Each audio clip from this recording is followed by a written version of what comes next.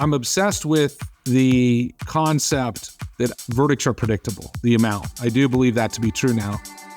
That's Sean Claggett, renowned trial attorney and founding partner of Claggett & Sykes. For years, I didn't believe it. Everybody says you don't know what a jury is going to do. That is not true anymore. We've done 13 jury trials that we've consulted on or done ourselves recently, where we have been within a range in 12 of the 13 based upon our big data and live focus grouping.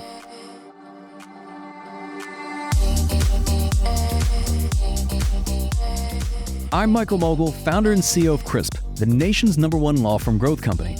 I've built my business through practice, not theory. Crisp started with just $500 to my name and has grown to over 8 figures in revenue over the last few years, earning a spot on the Inc. 500 list of the fastest growing private companies in America. Our approach has been to take everything we've learned about generating massive growth within our own organization and help the country's most ambitious and committed law firm owners do the same for theirs. In each episode of this podcast, I sit down with innovative market leaders from the legal industry and beyond to learn from those who thrive in the face of adversity, challenge the status quo, and define what it means to be a true game changer. Today, we're revisiting one of our most popular episodes from the podcast where I sat down with Sean Claggett to discuss how to leverage big data to drive predictable trial verdicts and settlements, why leading by example is critical to developing a world-class trial team, and how the most successful trial attorneys approach preparation. Every focus group you do is like a new panel walking in. And as you do more of them, you become more comfortable. Why is that important? Because you become authentic. And if you're authentic, your charisma shows. And if you have good charisma and you're authentic, you are trustworthy. That's coming up on the Game Changing Attorney podcast.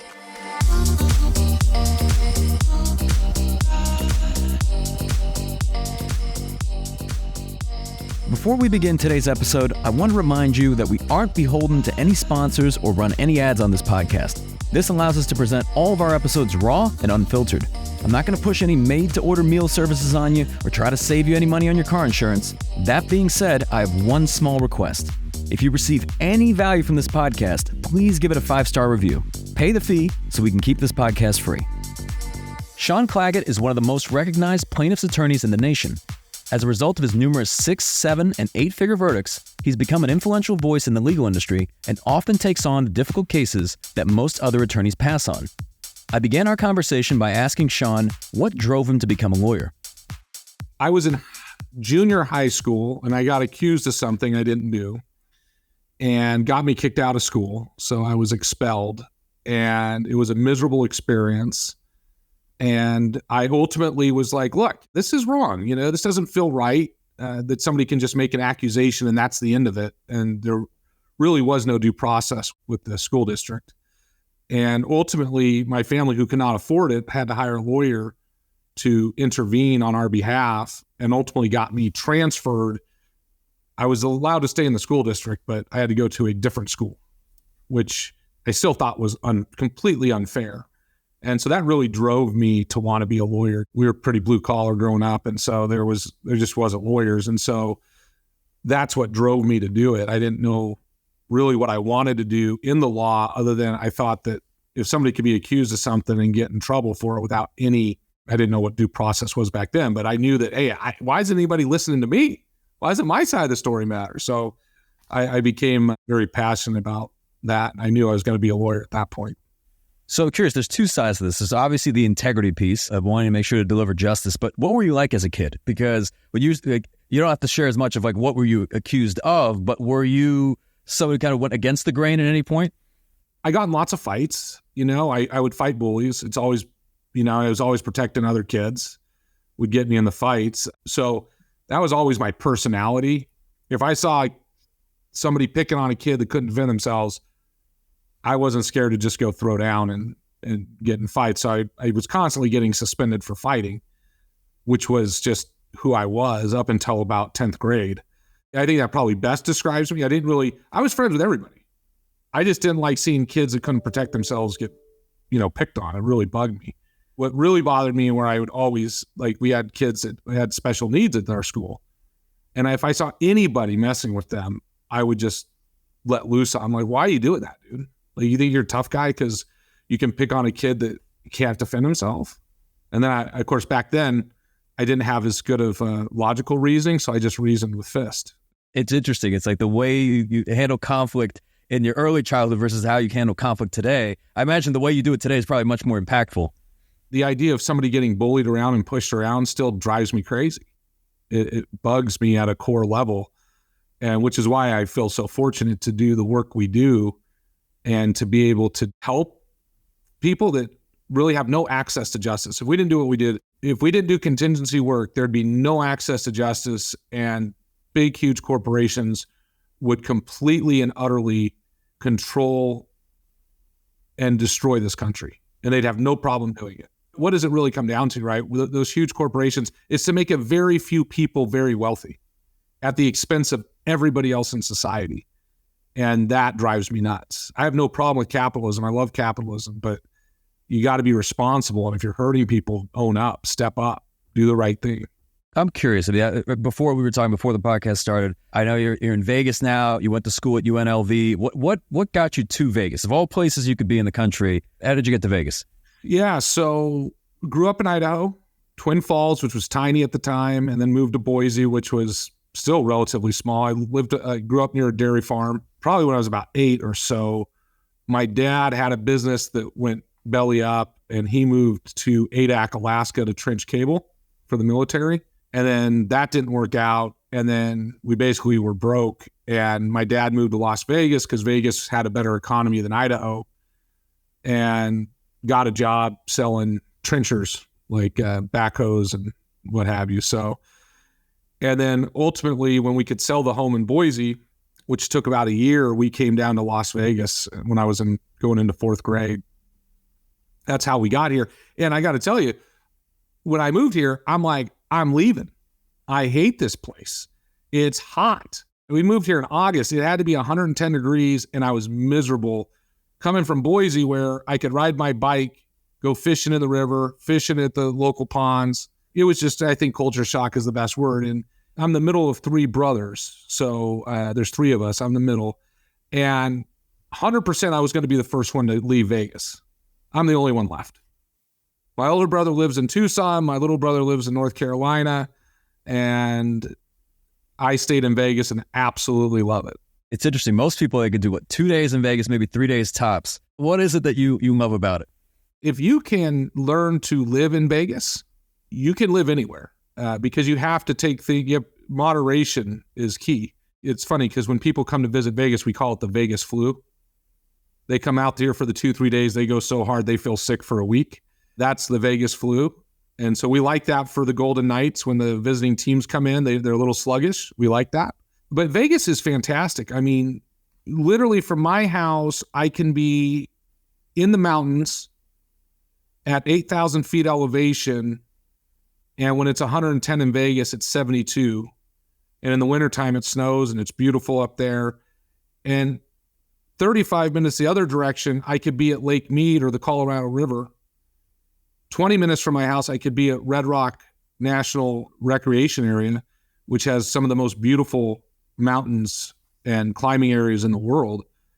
I mean, this is all within 35 minutes of my house. If you're into food, you have the best restaurants in the world in Las Vegas. Concerts, you have the best concerts in the world, the best shows in the world. And all your friends want to visit you. It's a super cool place because everybody's like, hey, we're coming to Vegas. Oh, great. If I still lived in Idaho, it would be like, oh, you live in Idaho. I wouldn't see anybody. So that's why I love Vegas. It's just great. And the people here are great. Our community is made up of a lot of people that are on their second and third chances in life, redos. You know, we got to start over again. And I'll tell you what's amazing is you look at this community when we had that October 1 shooting, it was just horrific. The way the community came together and supported one another. And when the economy crashed with this COVID thing, we do a lot of charity work and we were out helping do some Thanksgiving and Christmas stuff last year. And the amount of people that came out to help in this community and just give of their time and their money and gifts, it's a super cool, loving community. And I think it's really a unique place because so many people are willing to help. It feels a lot less judgmental here than most places. Yeah. And I will say, I mean, relative to that October shooting, I believe this is right around this time, the Golden Knights, their season was about to start. So that coincided with their inaugural season.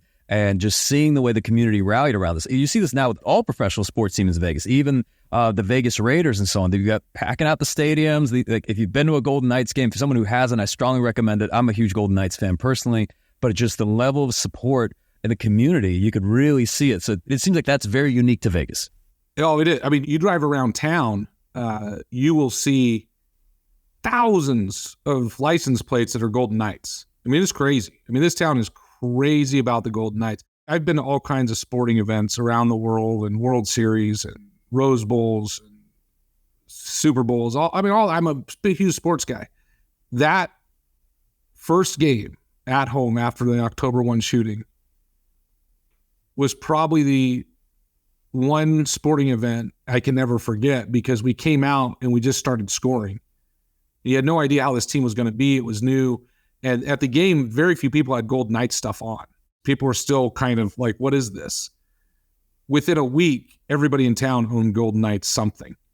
And it was really special. And the community was hurting. And the Golden Knights became like that good thing that the community needed. I think for the rest of the time the Golden Knights are here, it really feels like that's going to be some big benefit to them.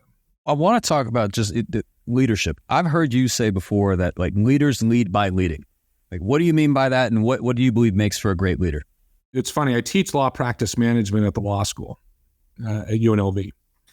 And I had a guest speaker last week who was a very prominent med mal defense guy who I have a lot of respect for and is very, very good. He's a formidable opponent here in town. And his perception of me was that I work 25 to 35 hours a week and I make $20 to $30 million a year. I'm like, man, that must be really awful to believe that, because that would be very frustrating, wouldn't it? If that was true. And as we're going through, I explained, it's weird, but, I still, I work a ton. At my office, there's not any position in the office. I don't care if it's the receptionist, the runner, file clerk, paralegal, legal assistant. I've done every job in this firm out of necessity when I was building it. And so you lead by doing what needs to be done. And people look at your work ethic. They really do. If you're the partner in your firm who's basically packed it in and shows up 15, 20 hours a week, do you really think your staff's working hard? You're the example. You're the leader. People see me working. I'm almost always the last one to leave. I'm not usually the first one here because I got to take my kids to school, but I'm always one of the last ones to leave. A good short day is 12 hours. And so I think when people see that, they understand that what we do takes time. And you want to be great at it, then you got to spend time being great at it. So these trial lawyers that people see that have all this success, they're completely misled. And I'm going to use Joe Freed as an example. Everybody hears Joe Freed's short trial, like his speed trial. Oh, that's perfect. Look, you can get it done and get all $20 million in 2 days. They have no idea how much time Joe puts in to condense a trial like that. That is one of the greatest skills anybody I've ever seen in my life. I mean, Joe Freed is amazing, but the misconception is that it's easy to do that and that the lazy lawyer is thinking, oh, I don't have to work as hard. I can just get this done and it'll be simple. All the great lawyers I know, Brian Panis, Mark Lanier, Joe Freed, any of those guys, they all work their asses off and they know the cases better than everybody else because they've spent more time with it. And so I think that common trait is shared between successful leaders, and all those guys look at their firms. They have very successful firms. I'm glad you went there because I want to dig in deeper into that, because for people listening, it's important to really talk about the process, because from the outside, I don't know that everybody sees it. Like Joe Freed, who you mentioned, when he was on the podcast, I'd ask him, hey, Joe, what did it take to become the nation's preeminent trucking lawyer? And he said, well, all I did was just give a presentation. I spoke to lawyers on trucking every week for 10 years straight, every single week for 10 years straight. And when you hear this and again, you hear about like the commitment necessary, the process that's involved. What do you believe makes for a great trial lawyer? Because I've heard you say things like sometimes it's charisma, sometimes it's preparation. What are some of the things you think make for a great trial lawyer? That's a really good question. I've given this a lot of thought actually over the years because I've taught a lot of people. And there's some people that just have, I call it. They have it. And just because they have it doesn't mean they're going to be a great trial lawyer. It just means they have a more likely potential to be a great trial lawyer. So I think there's individuals that just have a natural charisma, that people are drawn to them. And they have that personality that people want to be around them. But to be a great trial lawyer, you can't just have that. You have to be extremely detail-oriented to the facts of your case. You have to know all the facts of your case because as a plaintiff lawyer, we only have one chip. It's a poker term. You got a chip in a chair. Well, you push that chip in, you're all in. Well, when you go to trial, you're all in on your first chip. And it's the credibility chip. And if you lie or you misrepresent one time, you're done. I mean, that jury's going to hold it against you, and it's bad news. And a lot of the times, not all the times, a lot of the times, it's lack of preparation that creates the appearance of dishonesty and lack of being trustworthy because you say something that you don't know for a fact to be true. And so we spend a ton of time with my office making sure the attorneys know you have to know everything. It requires you to go through every single document. Any document that's in that pretrial disclosure that the plaintiff or defendant may use, you better understand what's in it. It takes time. You actually have to read it. I can't tell you how many times. I do a lot of consulting. So my days are spent either doing trial, prepping for trial, or consulting other attorneys for trial. That's every day, 5 to 6 days a week, 12 hours minimum a day. That's what I do.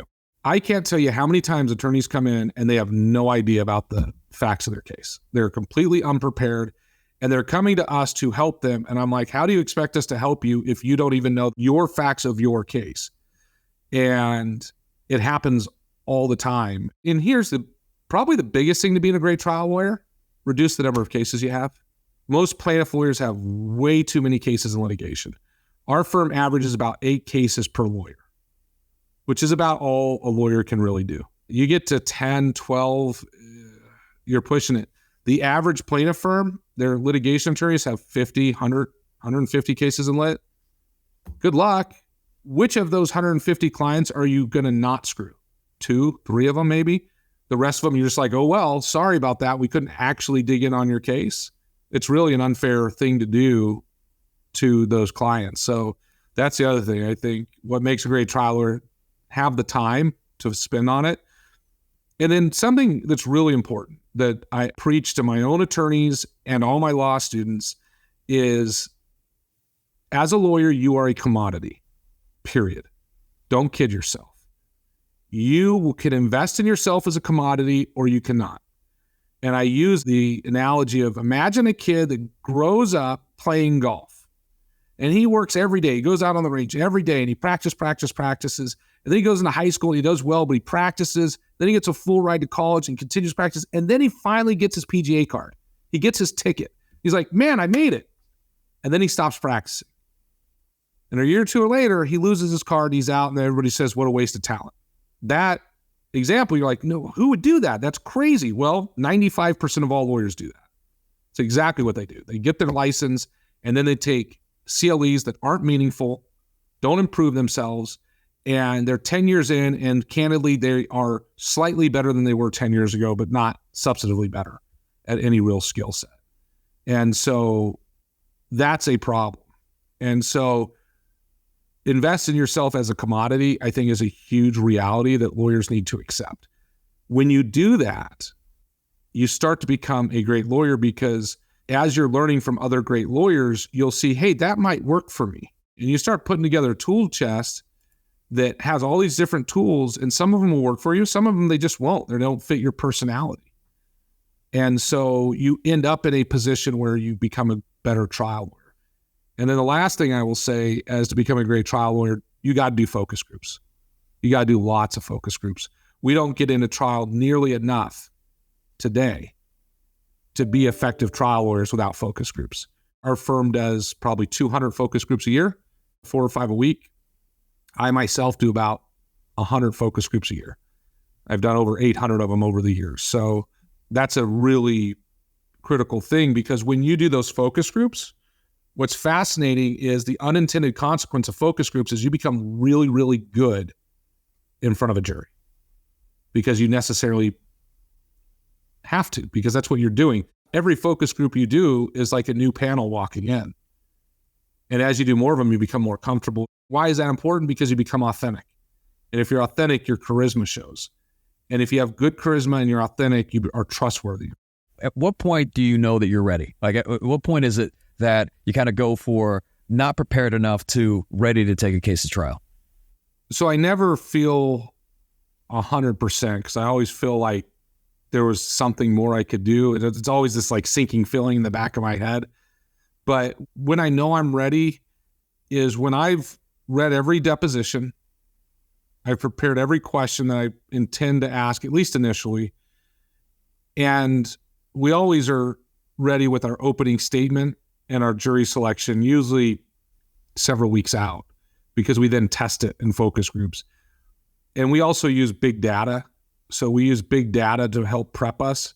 So when I've run my big data, I've got my order of proof and my opening locked down, and then we start testing it and we get the data response back that we want.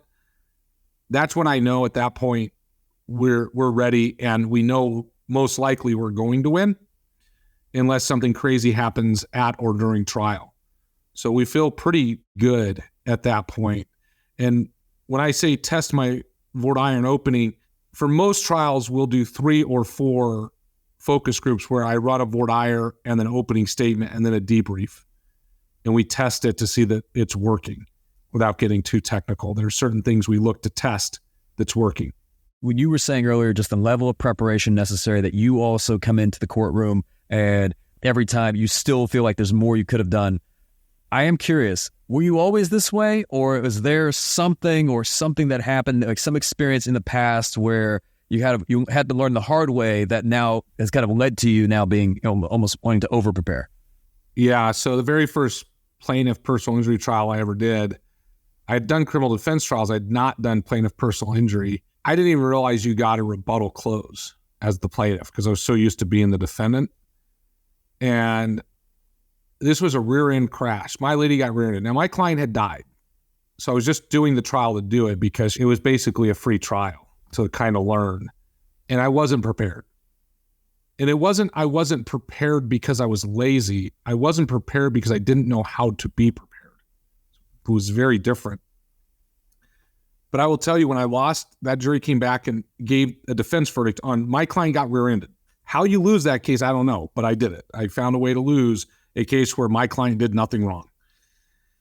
And it created terror deep inside my soul that I wasn't prepared. And that fear prevented me from trying a case, a personal injury case, for 7 years. For 7 years, from 2005, when I lost that trial, till 2012, I did not try any personal injury cases. None. I was terrified because I wasn't good. And I didn't know how to be good. I didn't even have a clue. I just didn't know. I didn't understand how you could be a good personal injury lawyer. It didn't make sense to me. And there was nobody out there really prior to probably 2010 that was really trying to teach people how to be really good at being plaintiff personal injury lawyers. The old school plaintiff lawyers were like, oh no, just send your cases to us and we'll take care of it. And it was a terrible feeling. I mean, it was really a terrible feeling. And I was very fortunate that my wife, I'm very entrepreneurial. I did get a nice verdict in a civil case that led to me getting a Denny's restaurant as a fee in a lawsuit. So I own a Denny's restaurant up in Reno. And then I started a company called World Series of Fighting that is now Professional Fighters League that you can watch on ESPN any given day. I was the original CEO of that company. And so I was setting all this stuff up, doing all these other businesses. And my wife was like, can you please just try to be a trial lawyer? Please? And I'm like, sure, let me do that. And so I did that. And my wife said, give me 3 years. And so I really spent the next 3 years. And the first CLE I went to was Dorothy Clay Sims. And I was blown away. I'm like, oh my gosh, there's a system for taking doctor depositions. And then at that seminar, this had to be in 2010, she said, there's a couple must-read books that everybody's got to read. And one was Rick Friedman's Rules of the Road, and the other was a couple by David Ball, and then David Ball and Keenan, which was David Ball on Damages and The Reptile. I immediately bought all 3 books, became enamored with the teachings in those books because there was a system. When you mentioned you did not try a case from basically 2005 to 2012, that 7-year period, and you founded the firm, I believe it was in 2005. So I don't know if a lot of people know this, because now you're known as one of the preeminent trial firms in the nation. So this is interesting. What happened, let's say by the end of 2012, that got you back in the game? I had really committed myself to reading everything I could on how to be a better trial lawyer, going to every single CLE I could. I probably was doing 100 hours a year and spending $15,000 going to everything I could. It bothered me because I started going to watch trials of these great trial lawyers in Las Vegas. And I'm watching them, I'm like, dude, they're not doing anything that I can't do. I can do this. I know I can do this. And look, in fairness, really good trial lawyers make really things that are not that easy look really easy, and that's why they're so good. I didn't appreciate it that much at that time, but I knew I could do what they did. So here's what happens is in 2012, I had a large product case and I needed help.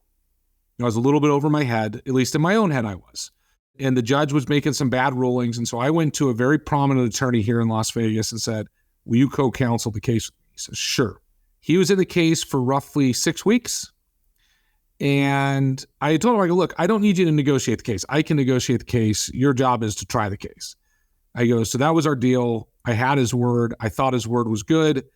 And he turned around and settled the case and basically called us in the day before the trial and said, me and myself and the client said, you guys need to take X dollars or I'm not showing up, essentially. It was such a sinking feeling. And then after that happened, I said, well, look, okay, fine. It's settled. Hey, but on Monday, since we're not doing the trial and we were scheduled to spend the next 3 weeks together, can you come to my office, or I can bring my group of 3 lawyers to your office and you go over the jury questionnaire and teach us about what it is that you were looking for? So I didn't understand questionnaires at all at that time. And his response was, no, I'm busy. I'm like, you're busy? So then a week later, I'm having lunch with him and his wife, and I said, hey, our firm donates 2% of every fee to charity. I'd like you to donate 2% of your fee, which they got $1.4 million for 6 weeks of work with no trial. Quite the fee, which I'm asking for $28,000 of their $1.4 million. $28,000 to give to the Challenged Athletes Foundation, which is a charity that we're really involved with. And response was, it's not in the budget. And I felt so betrayed by the process that had happened. I said to myself, I will try every case myself. And so then a few months later, an attorney up in Elko asked me to come try a case. It was not a good case. It was a very difficult case. Now, remind you, my last trial I had done that was personal injury was 2005, and I lost. But I went up to Elko and I won what I consider the most impossible case ever to win.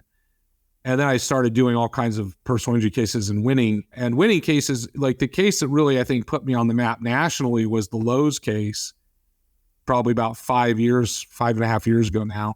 That case was a lady walked into a Lowe's, slips and knocks down a 3-foot yellow cone. And so she knocked down a 3-foot yellow cone, and everybody's like, well, how can you possibly win? Like that's a loser case. I thought it was a loser case too at first, but I focus grouped it and got a totally different response. And I focus grouped it again and got a different response. And third focus group, I got a bunch of right-wing tort reform folks on the panel, and they still hammered them. And so what I learned is that the key to being, for me at least, to being a great trial lawyer was truly do your focus groups and understand what they're telling you. Because in the Elko case, that case involved a pedestrian who was eating a hamburger, talking on a cell phone, and didn't look left before entering a crosswalk where the traffic did not have a stop sign So it was really important for her to look left. Well, she doesn't look left and she gets hit by a car. And in our focus groups, we're like, well, how do you win this case? I mean, gosh, you can't just dart out in front of cars. That's pretty dangerous. And we learned that in Elko, it's a very high pedestrian community, especially downtown. Everybody walks around downtown. And there's an overwhelming sense that cars need to slow down while they go through town. And that became our bumper sticker for the trial. You have to slow down when you go through town. We got that from focus groups. And then the Lowe's case, we learned that the yellow cone, that is the indication that a company is aware that they have a problem, but they're in the process of fixing it. Well, in this particular case, Lowe's left these cones up 24/7. And they had ongoing leaks that they were aware of, and they just let them leak, and they just put the signs up and said, well, customers, you're on your own. Well, I could not have predicted how much people hate that. That is not okay, by the way. If you're a business and you're out there doing it, trust me, people hate it, like a lot. And so when I got involved in the case, that case had been litigated for some time, and the defense had kept using these pictures of the cone. Well, unbeknownst to them, that was going to sink their ship at trial. They didn't even know it. And so what they thought was their strongest part of their case, we used Gary Johnson's judo method, and we went and judoed the heck out of that and made the cone our strongest part of our case. So we own the cone at trial, not them. So this is fascinating to me, of going basically from taking what it's hard to argue was a massive confidence hit early on, right, over a span of several years, and then the case that you take on, literally the first case you just had to try in 2012 was probably one of the most challenging cases you could have taken on. And was that just basically facing your fears, or in a way like build confidence as quickly as possible? Or was it just from the standpoint of like, well, I've got to do something? I had been for now years really working on my craft, and I hadn't had a chance to try a case. And so it was the result of me needing to go try a case. I had to face my fear. I had to go try a case. And that's what I did. And it felt so good, because to win that case was just, it went from like, I don't know how to try a case and I know I failed a client, which is a paralyzing fear. Like the fear of loss for most lawyers prevents them from ever being a trial lawyer. Being a trial lawyer, your competency is put on display for everybody else to see every time you go into a court. There's no hiding. We all need those people that can draft really well, but most of the attorneys out there, I call them pencil whippers. They kick your ass with the pencil, but they're not going to beat you in the courtroom once you get there. If you can survive their onslaught of motions and nonsense during discovery and you can get to trial, now you're on your turf. And so that case was a strange one to decide to go with, but it was awesome. And it seems like it hasn't stopped ever since, because I'll even say for the last couple of years, anytime we've invited you to anything, every time we hear, well, Shaw can't make it, he's either in trial, preparing for trial, but it seems like you've now become so obsessed just with being in the courtroom, instructing other lawyers. And I would also say, I mean, to an extent, that you are the firm that other attorneys turn to handle trials for them. Yeah, I think we're in 17 states right now with cases pending where we have litigation ongoing. So we come in all over the country and help, but I am obsessed with it. I'm obsessed with the concept right now that I believe that verdicts are predictable, the amount. I do believe that to be true now. For years, I didn't believe it. Everybody says you don't know what a jury is going to do. That is not true anymore. That is not true. We've done 13 jury trials that we've consulted on or done ourselves recently, where we have been within a range in 12 of the 13 based upon our big data and live focus grouping. My last trial I just did, everybody said, geez, he asked for 65 million. That seems like a random number. It wasn't random at all. That was exactly what the data told me to ask for. And we knew if I asked for 65, the data told me I would get $38 million, $37.99 million. Was it really that close? You had a $38.8 million verdict, and the data told you it was going to be around 38? I can show you the data right now. Yeah, we have a report that predicted everything that was going to happen. On a $250,000 settlement offer. Right. Wow. We knew. And what's interesting, the only time we were wrong was a case we did with a guy named Eric Fong in Washington. We told him to ask for 91 million because that was the best ask number for the highest win rate. And the jury actually gave it to him, gave him all 91 million. So we were wrong on the upside, not the downside. So there's something fascinating about Eric's trial that needs to be studied. And unfortunately, it's not on CVN. I wish it were, because we could have studied the heck out of what really happened. And why is it that in that case, the actual jury diverted from the predicted outcome upwards pretty vastly, right? From what we thought the most likely outcome was. But I think I'm very confident that when I get my data, as long as something crazy doesn't happen, crazy stuff can happen during trial, and that could throw data off, or if you put bad data in, right? A piece of evidence you put in your model that doesn't actually come in, that could impact it. But if everything comes in the way that you test, human behavior is pretty predictable. And it's also why data is the most valuable commodity on earth now, more so than oil. And if you could just, even this most recent case, like this $38 million wrongful death verdict, if you could briefly speak to what was the preparation required for this, and just what was your experience, especially over this 10-day trial? Because even now, it's taking such a large case to trial. Like, what was that experience like? Well, so it was interesting because this was the third of 3 jury trials I had set. So I was going to do back-to-back-to-back jury trials. I had a large med-mal jury trial in Reno. Then I had a large med-mal trial in Vegas, followed by this Republic Service case in Vegas. I thought for sure the one case that wasn't getting tried was the Republic Service trial. That one was going to settle. There's no question in my mind. And so we did a $10 million offer judgment on that, which we thought was, at the time, we had our data. We knew that was really low, but it's a long story. But Republic Service lied to us about their insurance coverage. So we were relying upon their lie to make that offer, candidly. But we made the offer. It was what it was. The other 2 cases were med-mal. Those are very hard to settle. We oftentimes try our med-mal cases, which are a blast to try. I love med-mal. And unbelievably, we got a record settlement in Reno, and we got an unbelievably large settlement in Vegas. Now, unfortunately, I had prepped within days of the trial starting on both of those. So we had our order of proof, our jury selection, opening statements done in the can, ready to go. I basically was ready for the first week of trial. The whole first week was already done, prepared, questions, everything on both those. So it was quite time consuming. Unbelievably, Republic Services doesn't accept the offer of judgment, and instead offers $1 million right before trial. And so I was like, oh my gosh, I need to learn this case. I didn't know the case. My partner, Will Sykes, brought the case to the firm, worked it up, did an awesome job. So I had to learn everything.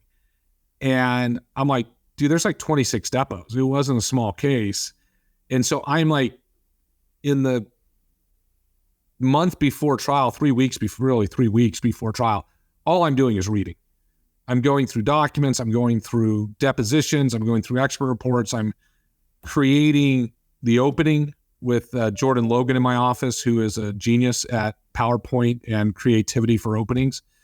And so it took me about 2 weeks to really get my hands around the case when these aren't normal weeks, these are 100-hour weeks, right? I mean, these are normal weeks. So it took a couple 100 hours to get everything. And even then we went through the order of proof and cut out, I'm looking at it right now, it's still up on my wall. I think we cut out 7 witnesses to tell the story more efficiently, because as I was going through it, I realized we don't need, and we dropped 3 expert witnesses. Half of our experts we got rid of. Like, we just don't need them.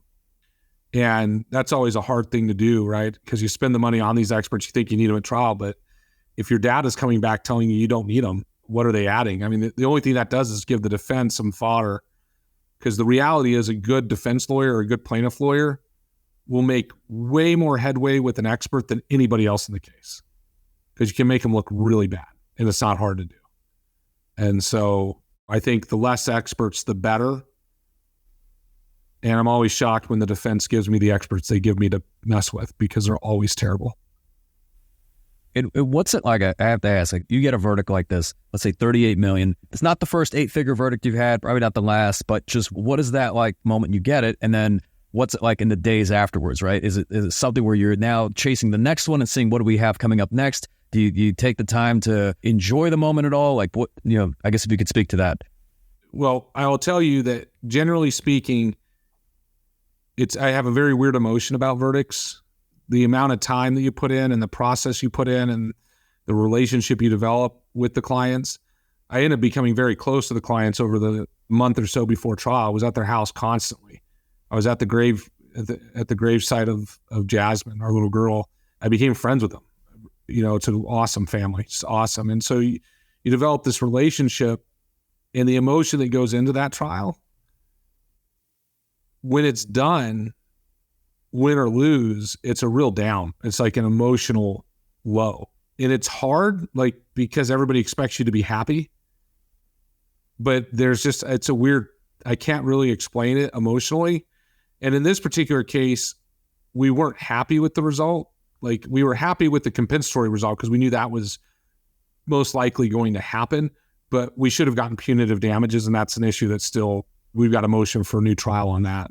The jury did not fill out the punitive damage portion of the verdict form. And the judge, when she saw that, told him, oh, you just need to mark no to all those questions. We have an awesome judge. The judge is amazing, but she made a mistake, and the jury went back for 10 seconds, marked no real quick, and came back. So I think we have a really good argument that we'll get a new trial on that. So it was emotionally, it was extremely gratifying for the family, because like the part that was really, I was proud about is that my relationship with the client, she trusted me. And I explained all the data to her. I showed her the data. Like, we could show her this. Like, listen, my thing was, if they don't get over 30 million, I don't think you should consider the offer. And in that particular case, they had offered $1,250,000 was their top offer up until 2-3 weeks before trial. After jury selection, they offered $2.2 million. After my opening statement, they offered $10 million.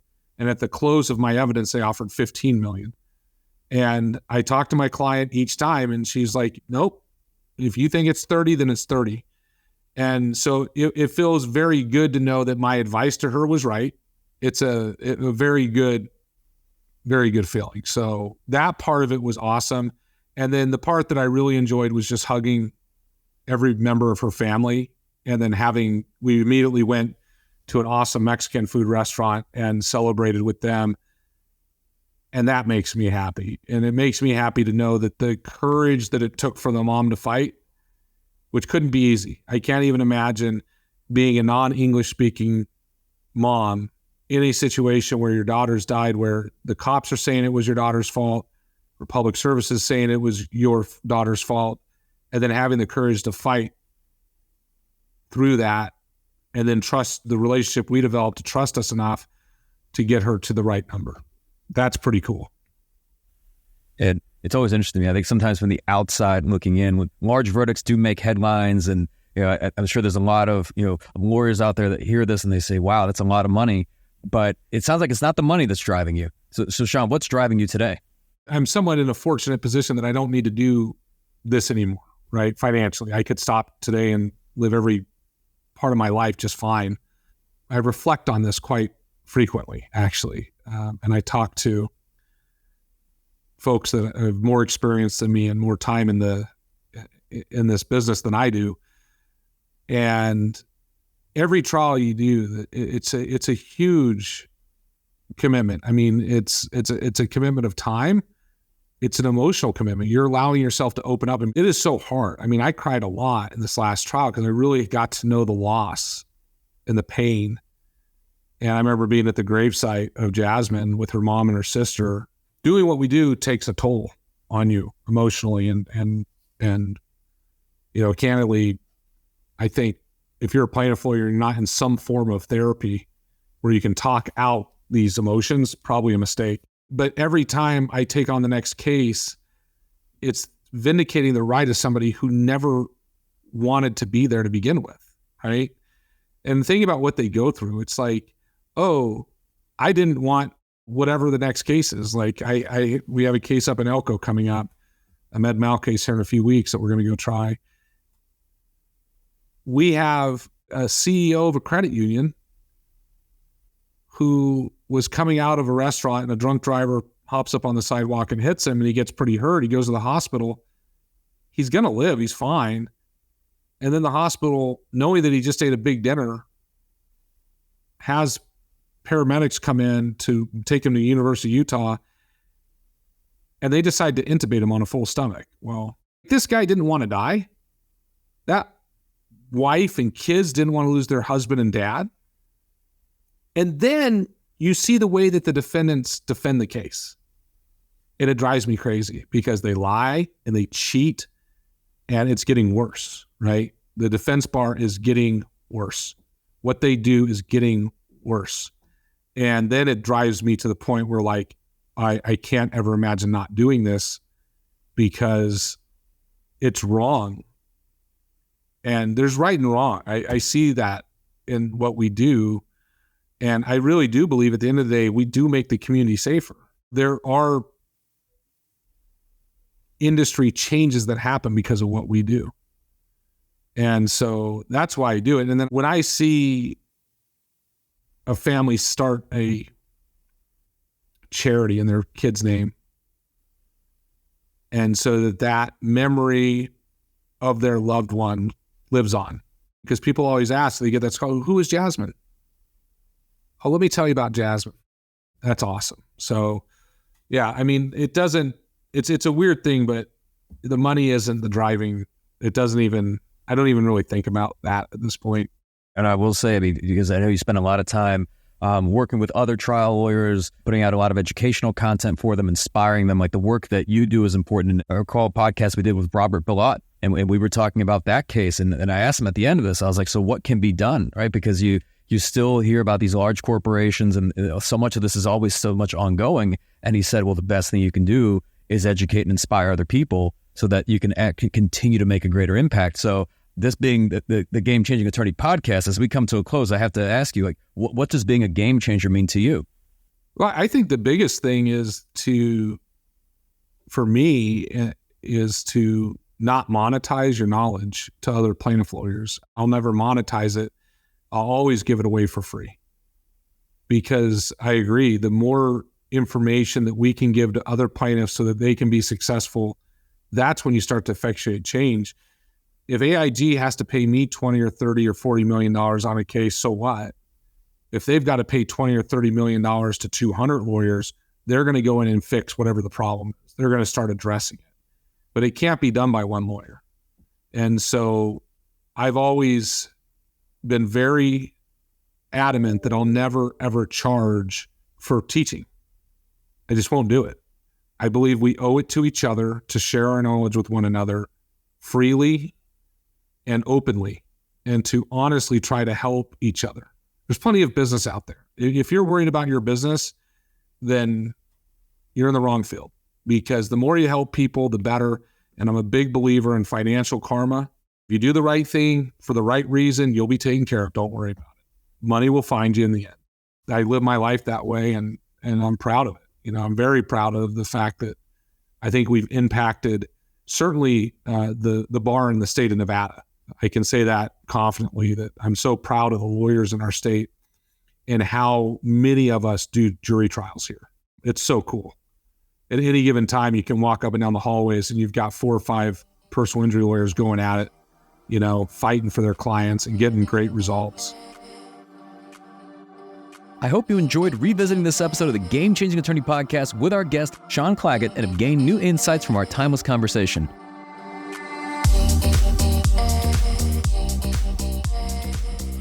If you found this episode valuable, here are 3 free ways that I can help you grow your law firm. Number 1, download the first chapter of my book absolutely free at GameChangingAttorney.com. Number 2, you can shoot me a text at 404-531-7691, and I'll answer any question that you've got for me. And finally, number 3, if you can leave this podcast a 5-star review, it'll help us gain access to more influential thought leaders and bring their lessons learned here to you. For more information on our interview with Sean Claggett, see the show notes for this episode in your podcast app or visit legalpodcast.com.